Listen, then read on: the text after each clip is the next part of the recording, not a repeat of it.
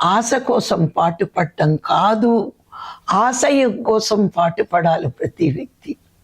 ఆశ ప్రాపంచిక వస్తువుల్ని కోరుతుంది, ఆశయం ఆధ్యాత్మిక ఉన్నతిని కలగజేస్తుంది. ఏమిటి ప్రతి మనిషి ఆశయం అంటే, తాను ఎక్కడి నుంచి వచ్చాడో అక్కడికి చేరుకోవడమే తన ఆశయం. ఆత్మజ్ఞానం బ్రహ్మజ్ఞానం పొందడమే ఆశయం. గురువు దగ్గర పొందిన సాధన చెయ్యడమే ఆయన ఆశయం. పరమాత్మ కృప పొందడమే.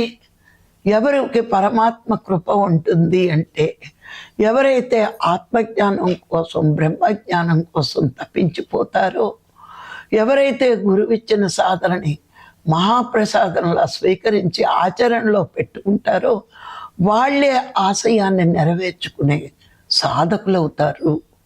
అందుకే నువ్వు ఆశయం కోసం జీవించు, కానీ ఆశ కోసం జీవించకు అని అష్టావక్రుడు చెప్పడం జరిగింది.